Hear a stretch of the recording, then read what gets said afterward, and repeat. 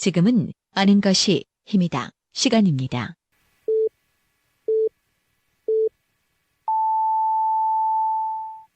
Welcome to the best podcast.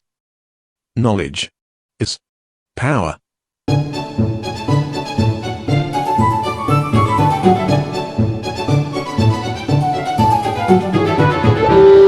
오래 기다리셨습니다. 아인 시즌 8. 매주 수요일 대전 충청 지역 현안에 대해 이야기해보는 시간.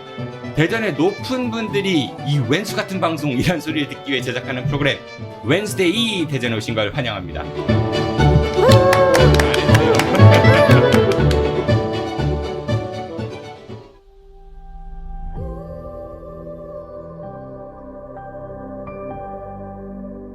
여러분 안녕하세요. 녹색연합 홍보대사 김미화입니다. 여러분 지구를 지키는 방법 뭐라고 생각하세요? 굉장히 어려운 말이죠. 지구를 내가 지킨다?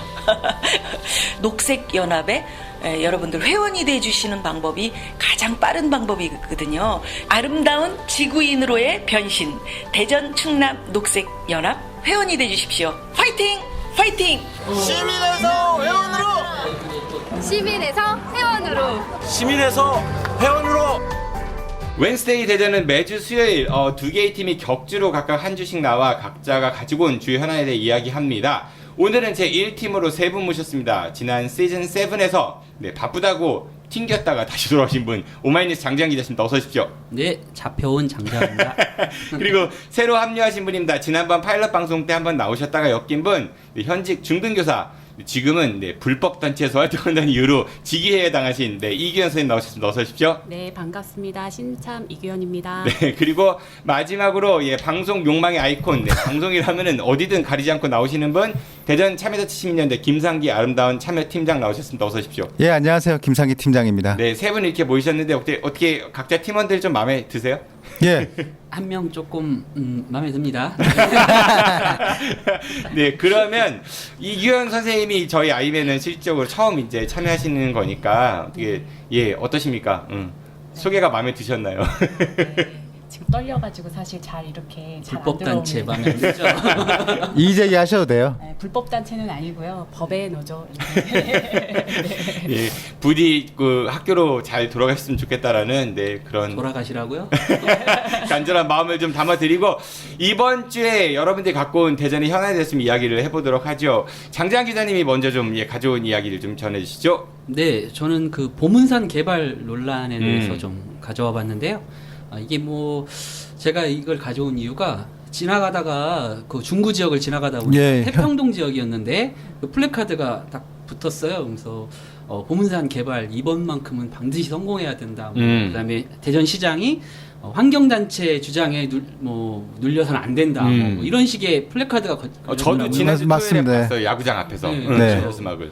근데 너무 황당한 거예요, 제가 듣기에는. 아니, 보문산 개발한다고 태평동에 있는 상인에 무슨 얼마나 큰 도움이 되겠다고 갑자기 태평동 상인에 주민자치 같은 이런 데서 이거 우리 뻔히 알잖아요. 이거 구청이나 이런 데서 이거 관변단체라든지 이런 데서 동원됐을 가능성이 농후하죠. 아, 동원됐다는 얘기는 아니고 그럴 가능성이 보통 많은 그런 경험들이 있었으니까. 그래서 이건 너무 심하다. 이건 지금 문제가 있다고 많이 지적하는 그런 논란이 있는 건데 벌써부터 관과 유대관계가 좋은 그런 데가 벌써 이렇게 플래카드로 여론 형성을 여론몰이라고도 할 수 있겠죠. 이런 것들을 하고 있는 거에 대해서 좀 문제가 있다는 것이고요. 그럼 우선은 이거부터 지적해보죠. 보문산 개발, 그동안 보문산 지역이 낙후됐었기 때문에 사실은 중구 지역민들 입장에서는 불만들이 있었을 건데 그거 하면 안 되는 건가요? 제가 그 얘기를 하려고 지금 하는 거예요. 보문산 개발을 왜 하느냐의 첫째 목적이 뭐냐 우리가 생각해야 되는 건데요. 야구장 아닙니까? 지역 경제 활성화. 야구장 대전 방문에. 거기다 플래카드에 제일 등장하는 게 뭐냐면 원도심 활성화예요. 과연 이 보문산 개발을 하면 원도심 활성화가 되느냐 이걸 좀 생각해야 된다는 거죠. 보문산 개발이 왜 문제가 됐냐면 최근에 방금 김상기 팀장이 얘기하셨는데 그 야구장을 새로 지으면서 그 계획을 허태진 시장이 지난달 말에 발표를 했어요. 근데 그걸 하면서 보문산 개발과 연계하겠다. 그래서 그 관광 상품으로 이렇게 만들겠다. 네. 관광 벨트. 예, 그렇게 얘기를 한 거거든요. 그래서 보문산에 타워를 네. 전망대 타워를 짓고 거기서 이제 뭐 식사도 하고 관광도 하고 또 야구장에서부터 지금 한반 야구장 있는 그 지역이죠. 거기서부터 곤돌라라고 네. 하는 그걸 쭉 케이블카의 이어서 형태죠. 예. 예, 연결해가지고 보문산 전망대로 해서 나중에 그 넘어서 5월드까지 이어져서 심지어는 와, 뿌리공원까지 와 가는 멋져라. 예, 그런 개발을 하겠다. 예전에도 그런 것이 예, 그렇게 이제 발표를 했어요. 줄 없는 번지 점프도 있어요. 그거 뭐 야구장에. 아세요 뭔지? 줄 없는 번지 점프가? 아니요. 네, 상상이 가세요 어떤 건지? 그냥 떨어지는 거지 뭐. 이게 거꾸로 그러니까 그 누운 채로 이렇게 있다가 밑에 그물이 있고요. 줄을 딱 이제 끊으면은 이제 등 대고 똑 떨어지는 거예요. 그게 줄 없는 번지 점프거든요. 그물 위로 떨어지는 네, 그물 위로 등이 딱 떨어지게 되는. 재미는 있겠는데요. 네. 근데 이제 그런 식으로 계획을 세웠어요. 근데 이제 보문산 개발이라는 게 2009년에 이제 본격화 이야기가 나오기 시작했어요. 2009년이면 박성효 시장 때거든요. 네. 그때부터 이제 보문산 뉴 그린 뉴 그린 파크 프로젝트라고 해가지고 여기다 이제 모노레일을 깔아서 보문산을 올라가고 아쿠아월드 현재 이제 아쿠아리움이 있는데 아쿠아월드를 만들고 뭐 5월드까지 연결하겠다 이제 이런 했고. 그때 실제로 그래서 아쿠아월드를 만들었는데 망했잖아요. 망했죠. 네. 그래서 지금 이제 아쿠아리움을 좀 하고 있지만 실제로 지금도 굉장히 잘 장사 안 된다고. 예, 아무도 안 가요. 당연히 안 예. 되죠. 되겠어요. 우리 대전 사는 사람들 알 거예요. 거기가 장사가 잘 될 곳이 아니라는 거를. 그리고 그 다음에 이제 여몽철 시장이 다음에 그 받아서 보문산권 종합 관광 개발이라고 해가지고 관광 트램을 만들고 레포츠 단지를 체류형 거기 가서 레포츠 단지 체류형 여몽철 시장께서 트램을 얘기했다고요? 관광 트램. 예. 월드와 연결 거예요. 예. 그다음에 뭐 유스 호스텔을 거기다가 만들겠다 이런 계획을 세웠는데 잘 안 됐죠.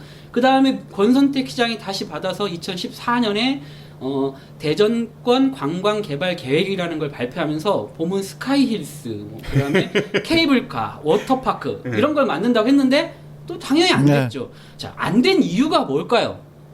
그린벨트 아닙니까? 아니, 첫째는 이런 걸 만든다고 보문산에 관광 갈 사람이 몇이나 있겠어요? 사업성이 없는 거예요. 경제성이 당연히 없죠. 그러니까 워터파크 사업만 해도 정말로 전국에 아니 거기서 온구스튼 체류형 생겼다가 그런 거 맞아요. 만들면 체류하고 싶은 곳입니까 거기가? 그 지금도 안 전국에서 가잖아요. 와서 거기서 1박 2일로 놀고 싶은 곳이냐고요. 그런 것이 아니라는 거 다 아니 알잖아요. 근데 솔직히. 시에서는 그렇게 바꾸겠다는 거 아니에요?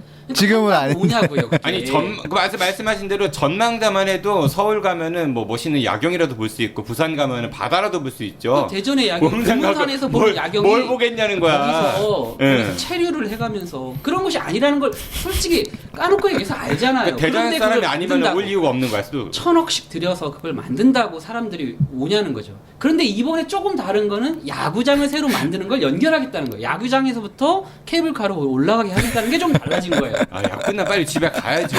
다른 사람들은. 그 야구 보러 오는 사람들이 내일 출근해야 되는데. 보고 야 막차 몇 시야 이러고. 저기까지 갔다 오고 아니 이런 이제 일단 경제성 논리예요. 근데 전 저는 야구 팬의 백수와 뭐 이런 건가? 근데 저는 그건 두 번째라고 저는 그 경제성이 없다는 건 실패하는 이유는 두 번째라고 해요. 첫 번째 이유가 지금 아까 제 플래카드로 제가 이제 시작했지만 원도심 활성화에 도움이 된다 이런 이유를 들어서 이걸 이제 시작을 하는 거죠. 그런데 원도심이 왜 죽었는지를 먼저 생각해야 돼요. 원도심이 죽은 이유가 이런 관광 상품이 없거나 보문산이 개발이 안 됐거나 무슨 케이블카가 없어서 원도심이 죽습니까? 그걸 해놓으면 그럼 원도심이 살아납니까? 그건 아니라는 거죠. 도시 계획 자체가 잘못되어 있죠. 원도심과 신도심으로 지금 대전은 분명히 나눠져 있고 신도심은 땅이 없어가지고 아파트들 땅이 없어 월평 공원을 그 좋은 공원을 숲을 파헤쳐서 아파트를 짓죠. 그리고 갑천 거기에다가 그 좋은 그 곳에다가 아파트를 짓죠. 또 이제 서남부 2, 3단계까지 개발을 하려고 그러죠. 땅이 없어서 아파트를 못 지은 곳이 신도심이에요. 그러면 그 신도심의 아파트는 누가 채우고 있습니까? 대부분의 많은 사람들이 또 다시 원도심에서 이동을 해서 그쪽을 채우고 있어요. 비싼 아파트는 이동하고 그다음에 그 이동한 곳을 다시 원도심 사람들이 채우고 있어요. 그거를 계속 하면서 원도심 쪽에 케이블카를 만들고 보문산에다 타워를 만들면 원도심이 살아나나요? 장 기자님 열받네. 언제 출마하실 거예요? 열받네. 그러면 또 하나는 이런 거예요. 그 아까 자생단체라든지 뭐 단체 얘기를 했고 정치인, 뭐 구청장이나 시의원, 그 원도심에 있는 시의원, 구의원 이런 사람들이 월평공원에다가 아파트를 짓는다 할 때 무슨 소리를 냈나요? 목소리를 냈나요? 서남북권을 개발하고 그 도안 신도시를 개발하고 할 때 그건 안 된다. 원도심 다 죽습니다. 지금처럼 플래카드 붙이고 차라리 원도심 아파트를 세워야 된다 뭐 이런 그런 주장도 얘기는 안 하지 했어. 않아요. 근데 갑자기 보문산 개발에 일제히 일어나서 플래카드를 붙이고 이거 해야 된다고 나오는 거죠. 정말 일의 앞뒤 선우가 없다고 저는 보고 이건 목적이 아예 상실된 일을 대전 시민을 다 속이고 하고 있다. 이거 하면 마치 되는 것처럼 문제는 이게 아니고 도시계획을 이렇게 가면 안 된다는 거죠.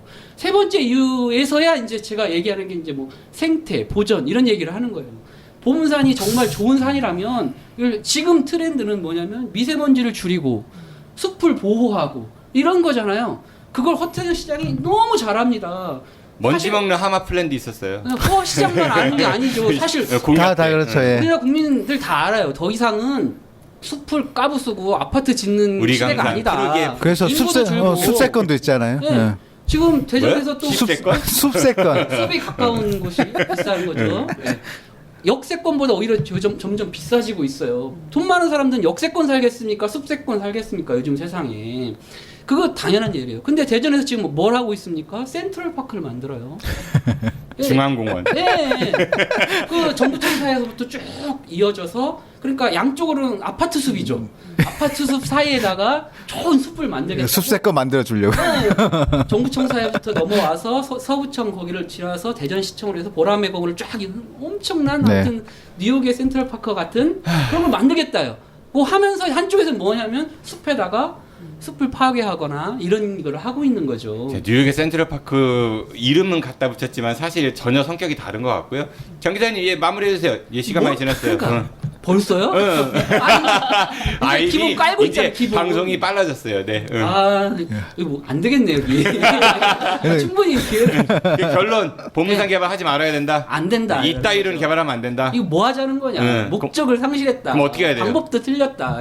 어떻게 해야 저는 돼? 숲을 보존하는 방식으로 해야 된다고 생각하고 자꾸 개발해서 뭔가를 이득을 얻으려고 하지 말고 또 거기에 부안이동하고 있는 정치인이나 또 어떤 단체 사람들도 좀 본질을 좀 봐라. 정말 당신들이 원도심 활성화와 그걸 생각한다면 정말 이 도시의 계획 자체, 개발 계획을 근본적으로 뜯어고치는 그 철학을 고치는 일에 앞장서라 이런 얘기를 하고 싶은 거죠. 네, 여러분들이 지금까지 대전광역시장 그 후보 장재현 후보의 정견 발표를 드셨습니다. 흥분한 자, 두 번째는 우리 이규현 선생님 갖고 오신 이야기 좀 들어보도록 하죠. 예, 저는 최근에 지난주에 발표되었던 대전교육청 교장 징계권에 관한 이야기를 해볼까 합니다. 지난 4월에 진행되었었던 이야기인데요. 이제 요새 한참 학교 내 갑질 문제에 대한 이야기들이 많이 진행이 되고 있어요. 학교 내 갑질 문화를 없애자 이런 이야기들이 진행되고 있는데 그러다 보니까 선생님들 사이에서도 이 갑질 문화를 어떻게 하면 없앨 수 있을까 하면서 자체적으로 이제 정화 노력들을 하시면서 그 교육청에 있는 헬프라인을 통해서 문제점을 이렇게 제기하는 이런 일들이 일어났었거든요. 그래서 지난 4월에 그 문제가 되었던 두 학교의 교장들이 이제 징계를 받았는데요. 그 교장 중에 한 분이 최근에 이제 징계위원회를 통해서 중징계 해임을 이렇게 받으셨어요. 그래서 그 문제를 통해서 우리 그 학교 문화에 대해서 한번 좀 생각해 보면 어떨까라는 생각으로 이 주제를 가지고 왔습니다. 그러니까 학교 교장 선생님 두 분이 이제 이른바 갑질로 인해 가지고 징계를 받았다 뭐 이런 얘기인 건데 예. 어떤 그 학교 교장 선생님하고 맞죠? 네. 네. 이렇게 실명으로 얘기해도 되나요? 네, 말 괜찮아요. 아니, 책임은 네. 정PD가 질 거예요. 예, 좀 아세요? 중학교였나요? 초등학교 두 초등학교 초등학교하고 네. 초등학교 두 네. 교장이셨는데요. 하나는 선생님이 얘기하신 거예요? 네. S 초등학교 대본에 다 있는 거잖아요. 초등학교 어떤 갑질을 했어요, 그 선생님들이? 중징계를 받은 S 초등학교 교장 같은 경우는 원래 이제 출발은 학부모의 그 제보로 인해서 시작이 되었어요. 그 운동부를 운영하는 데 있어서 그 공금을 조금 유용하기도 하고 학부모들한테 대접을 받았다. 이게 말도 안 되는 행태를 보이고 있다. 이렇게 공금을 얼마 정도 유용했대요? 이렇게 많은 돈은 아니라고 제가 알고 있습니다. 액수나, 액수나 이런 것들이. 교장 선생님 월급도 많은데 뭐 조금 받을 것 같으면 예. 접대는 뭘 받았대요? 예, 저녁 식사 뭐 이렇게 대접 이런 것들을 받아요. 향응이네요, 향응. 어디에서? 뭐 김밥 천국은 아닐 테고. 아, 그쵸. 좋은 식당에 가서 드셨나 보더라고요. 아이들 이제 그 실제 시합이 있는 곳에 가셔서 이런 식으로 대접을 받으신 이런 문제들이 문제가 되어서 그 중징계 처분을 받으셨어요. 근데 그 일산 학교에서 교장 선생님들이 이렇게 밥 접대받고 이런 게 왕왕 있지 않나요? 근데 현장에서는? 근데 이제 김영란법이라고 하죠. 그 법이 이제 발의가 되면서 그 단돈 100원이라도 받게 되면 물론 그렇긴 한데 현장에서는 그러니까 제가 들은 제보 중에 하나는 그 뭡니까 일찍 당직 서신 선생님들이 보통 뭐 교장이나 교감 선생님 나오시면 점심 대접하는 그런 문화도 많이 남아 있다라고 들어보셨죠? 예, 그래서 그 부분에 대해서 이제 정교조 대전지부로 선생님들의 이제 이렇게 문의가 들어오셔서 그 부분에 대해서도 그 개선해달라고 요청을 교육청에다 했었거든요. 그래서 교육청에서 교장 교감들을 대상으로 해서 그 부분에 대해서 개선해달라라고 했을 때 하겠다 이렇게 얘기는 했거든요. 그래서 개선이 되고 있다라고 제가 알고 있습니다. 지금 현재는. 예. 완전히 개선된 건 아니네요. 이제 아직 안 됐어요. 제가 알아요. 제가 알아요. 네. 일선에서는 됐다 뭐 이렇게 얘기를 하시죠. 그러니까 현장하고 실제 그 주장하고 좀 괴리가 있는 거지. 어쨌든 그래서 초등학교 교장 선생님은 이제 그러한 문제로 인해서 징계를 받았다는 거죠. 중징계를 받으셨어요. 특히나 이제 이분이 이제 기사화가 됐을 때 아이들 돌봄 간식을 나한테도 가져와라 이렇게 해서 그 부분이 좀 자극적이어서 많이 보도되기도 했었는데 이런 부분 때문에 이분 같은 경우는 해임을 이제 이렇게 받으셨는데 최근에 이제 9월 1일자 인사 발령이 있었어요. 근데 이번에 학생생활교육과장으로 발령받은 그 모 중학교의 중학교. 대본에 있습니다. 예, M 중학교에 네. 교장 선생님인가요? 예. 실명도 얘기해 보시죠. 까먹었어요. 못하죠? 며칠 전에 했는데. 네.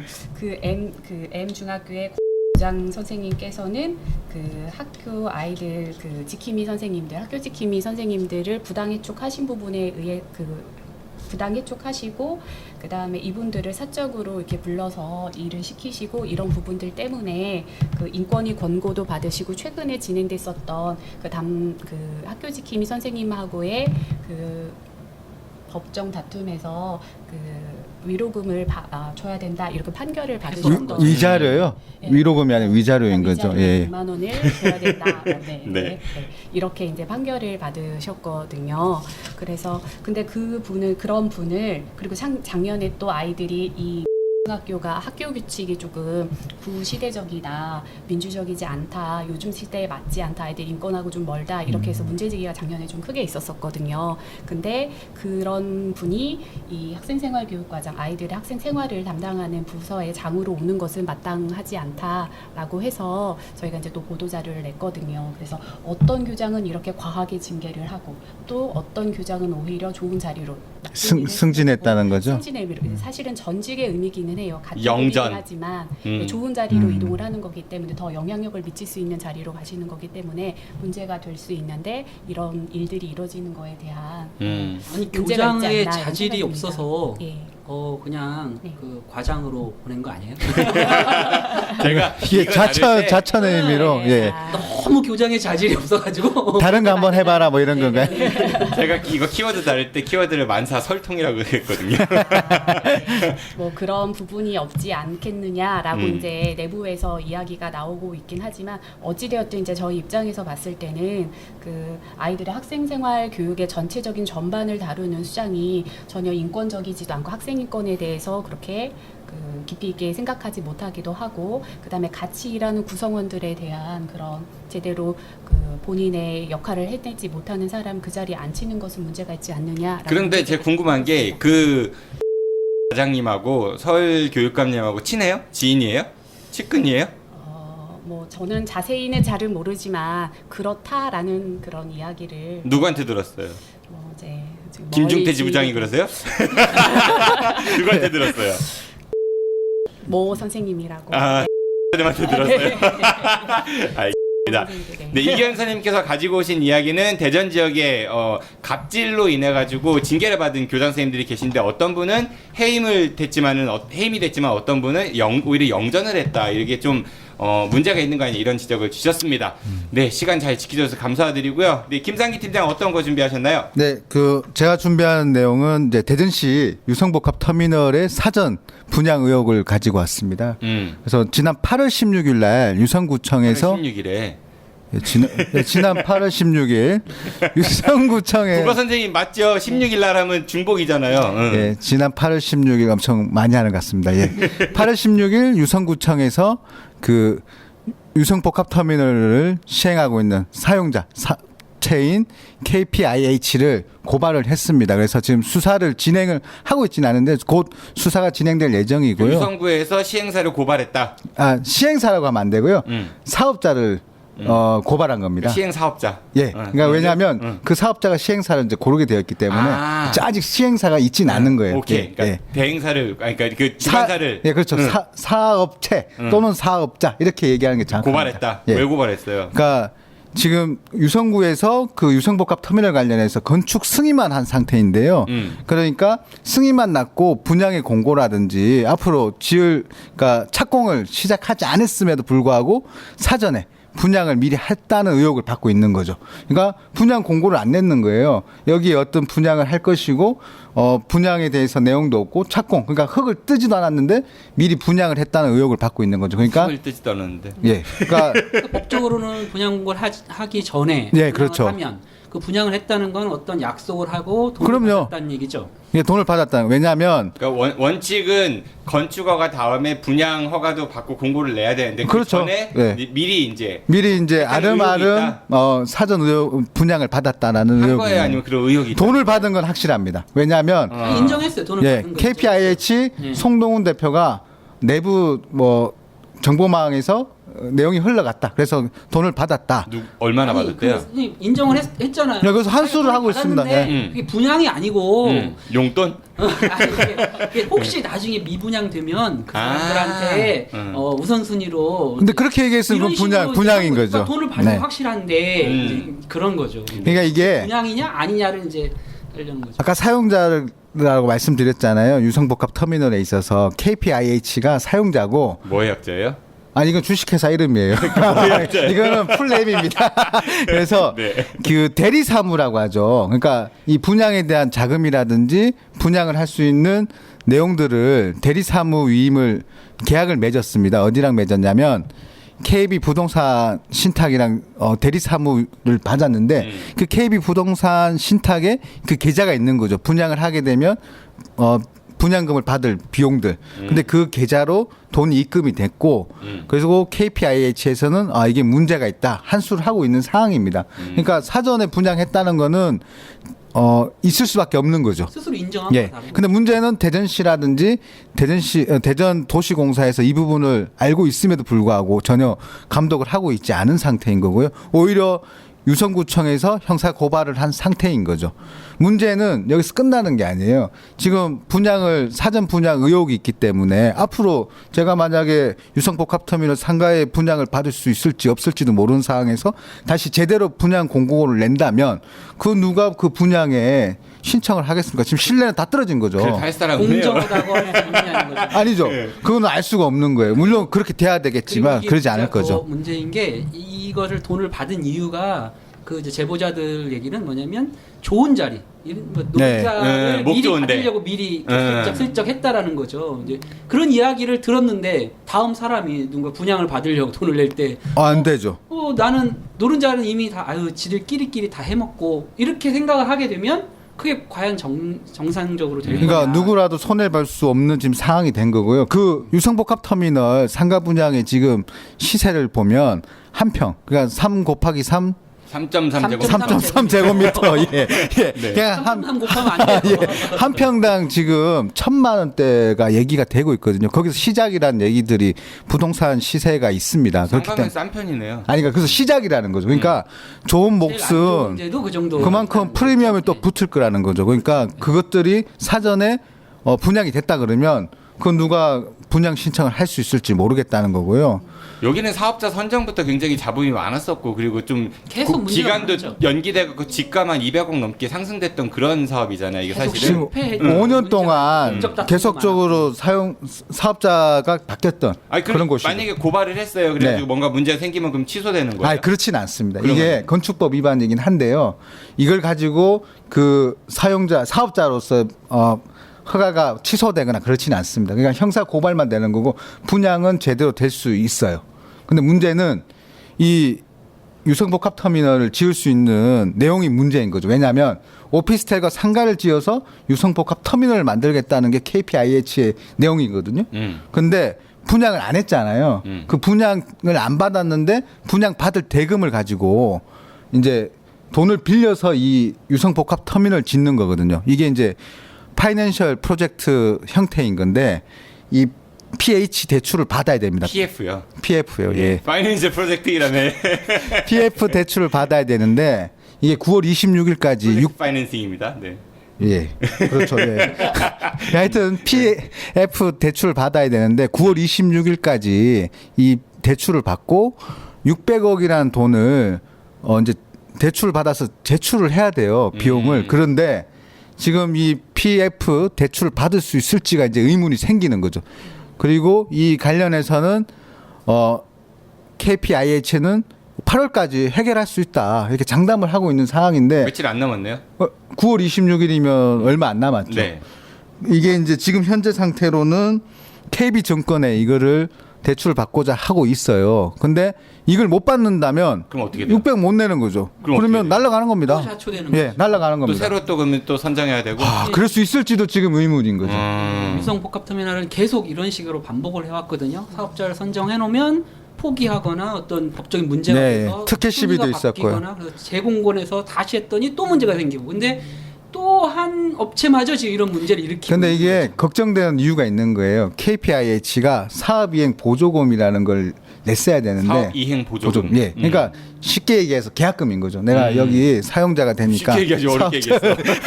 사업자가 되는 이행에 대한 보증금, 이제 계약금 이런 계약금인 거. 거 일종의. 그런데 이게 59억 정도 되거든요.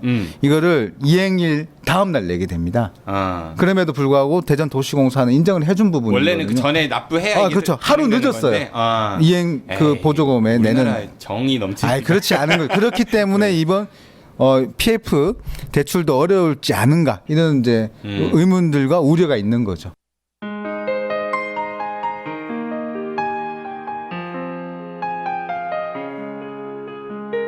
여러분들은 지금 대전 지역의 최고의 팟캐스트 아는 것이 힘이다의 한 주간의 이슈를 되돌아보는 시간. 이규현, 김상기, 장재환의 웬스데이 대전 2를 듣고 계십니다. 아니다. 웬스데이 2 대전이구나. 됐어요? 알아서 해. 네, 이렇게 해서 I'm 시즌 8 웬스데이 2 대전, 네, 2019년 8월 마지막 주 우리가 알아야 할 대전 지역의 현안에 대해서 이야기해 보았습니다. 예, 세 분 어떠셨습니까? 호흡 잘 맞았던 것 같아요, 서로? 좋았습니다. 그 포장하고 있습니다. 좀 더 준비를 해와야겠구나 생각을 했습니다. 저 할 얘기 있습니다. 시간이 너무 모자란 것 같습니다, 진행장님. 네, 우리 김상기 팀장님만큼 모질한 것 같네요. 네. 예. 오늘 좋은데요? 고생들 많이 하셨습니다. 네, 안녕히 들어가십시오. 네, 고맙습니다. 고맙습니다. 네, 저들만 물러가겠습니다. 저는 금요일 한 주간의 키워드 뉴스를 정리한 주간 키워드 뉴스 브리핑으로 찾아뵙겠습니다. 지금까지 진행의 정진호였습니다. 청취해서 고맙습니다. 안녕히 계십시오. 아브백. 고맙습니다.